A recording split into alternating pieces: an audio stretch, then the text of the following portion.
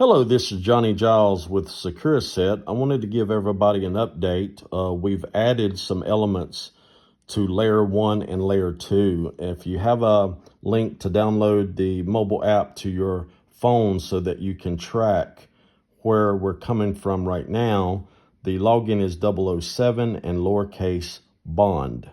So you add, BOND, and it'll take you to the first layer. Now, the first layer, we're not going to be able to display the multiple layers for our agency ID because that's part of our intimate IP, intellectual property, and it also requires security clearance to even understand that part.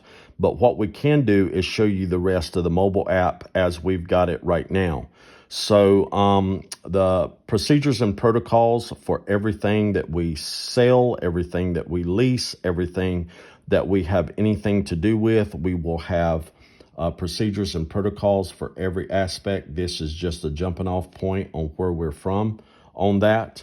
The facilities, there again, this is an aspect that we can only share limited information on because these facilities will be provided under security clearance, but you'll be able to look at the locations that you want and choose the facility itself.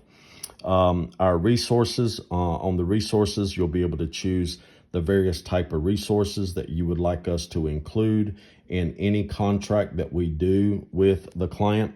We will have both a governmental and a private sector version of the mobile app. We're also going to white label the mobile app for other agencies on the city, county, state, and federal level. From a supply standpoint, you'll be able to go in and actually pick the types of supplies, let people know if it's urgent or what location you need it at. And, that's going to be heavily positive. You're also going to be able to add notes and make special requests.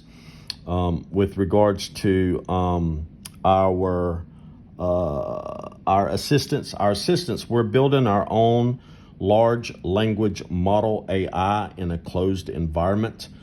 This makes this app worth a lot of money because everything is 100% custom. We're only pulling data from anything that's relevant to the services that we offer, to the government contracts that we are doing. And our large language model is being deployed on the mobile app, but it will also work with SecurAset's and many other functional aspects.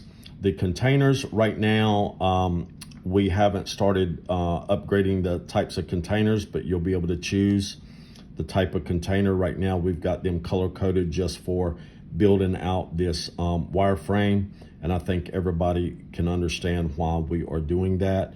But you'll be able to add additional upgrades and request a different scalability as far as what the container will do today versus what it will do tomorrow.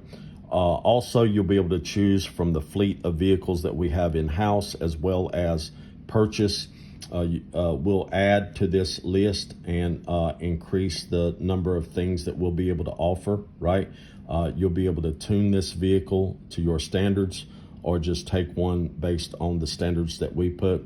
Our vehicles will be EMP proofed and light ballistic proofed. With other technologies such as military grade communications and other things. The reason why we're showing the first and second layer of this mobile app right now is because we added an emergency management element. This will allow agencies to communicate on a local government level as well as on a state or even federal level. This will allow agencies to communicate through an online forum that's on the mobile app. They'll be able to request whether the things they need are urgent or critical, depending on the specific needs of the emergency management. And this section is very important. This is secure documents. So when you go to this section, you'll be able to say allow, and you can scan the document from the app. And then once you scan it, you'll be able to classify the images, one image or multiple images. You can make it secret, top secret, no classification, or security classification of any type. So that is where we are in the first and second layer of our mobile app. We have planned 5 layers total to get the wireframe complete.